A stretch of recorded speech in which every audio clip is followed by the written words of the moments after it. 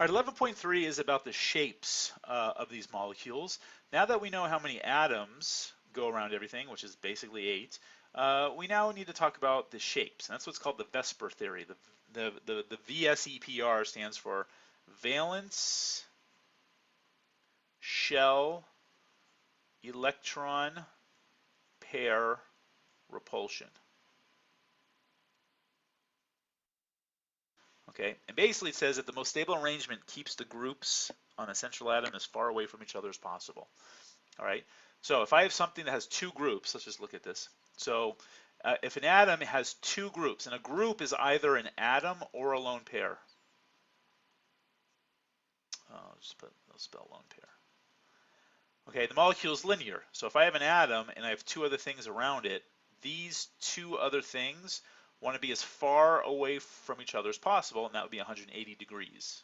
Okay, so that is called a linear molecule, and the bond angle is 180 degrees. These are things that you have to know. Okay, if something has two groups, it's linear at 180 degrees. A perfect example is carbon dioxide. CO2 is this structure. These oxygens are 180 degrees away from each other. So you do not draw carbon dioxide like this. That's not how you draw it. Just because you draw it like that doesn't mean that's the shape. All right, you have to understand that if you have two groups, it's going to be linear. Okay, and here's a perfect example of acetylene. All right, acetylene, you have a hydrogen with a carbon, a triple bond to another carbon. So you might be thinking, well, what's my central atom? Well, each carbon is a central atom. Okay, you have to kind of get used to this. I don't have one central atom. In Gen Chem, you usually, when you do Lewis structures, you usually just have one central atom.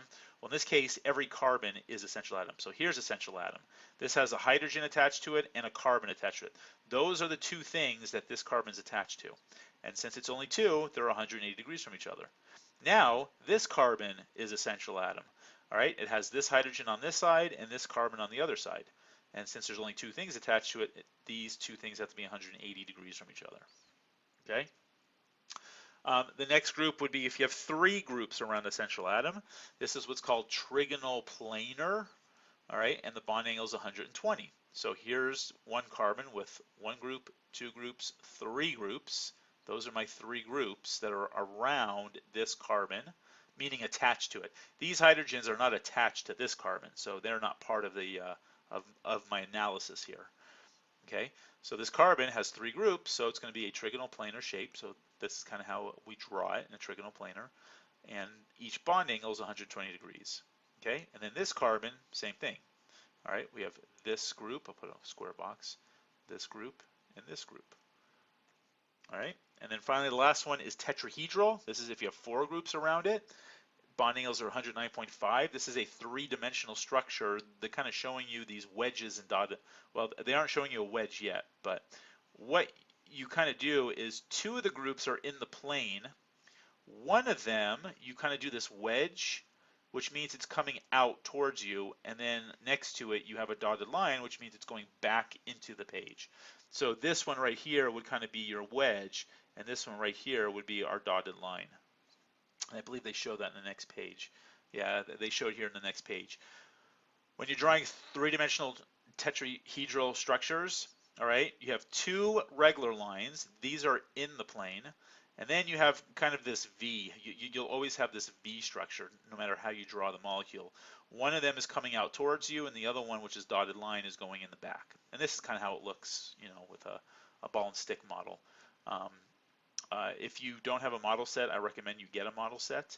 I believe they are on sale at the bookstore. Otherwise, I can show you online where you can buy a pretty cheap one if you have a hard time in seeing these in 3 dimensions. But there will be a chapter where we do a lot of things in 3 dimensions, and a lot of students do find that chapter hard because it's hard for them to see things in 3 dimensions.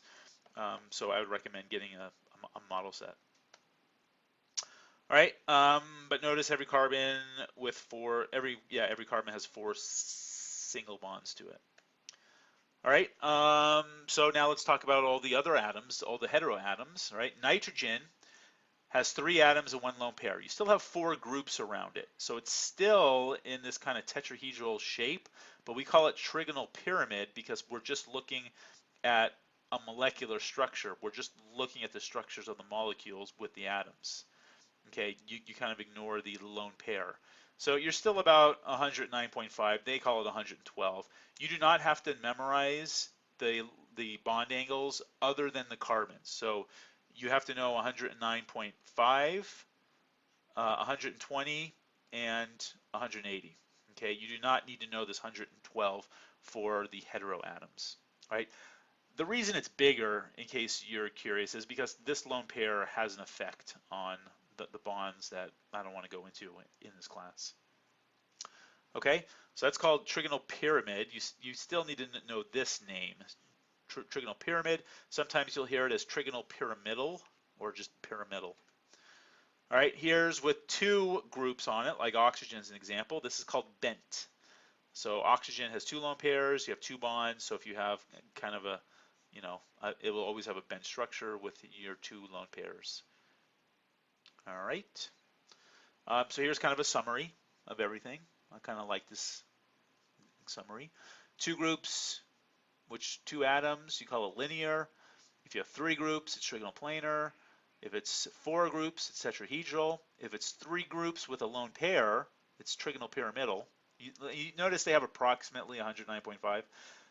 That's I want you to kind of know that. Just know 109.5. Technically, it's 112-ish, somewhere around there, but it's close enough. We don't have to worry about, an extra few degrees here. Just know that it's in this kind of a tetrahedral type of shape, but it's in trigonal pyramidal.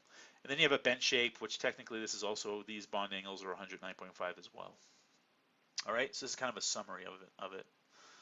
All right, and we're going to stop there, and so that you have a video on 11.3.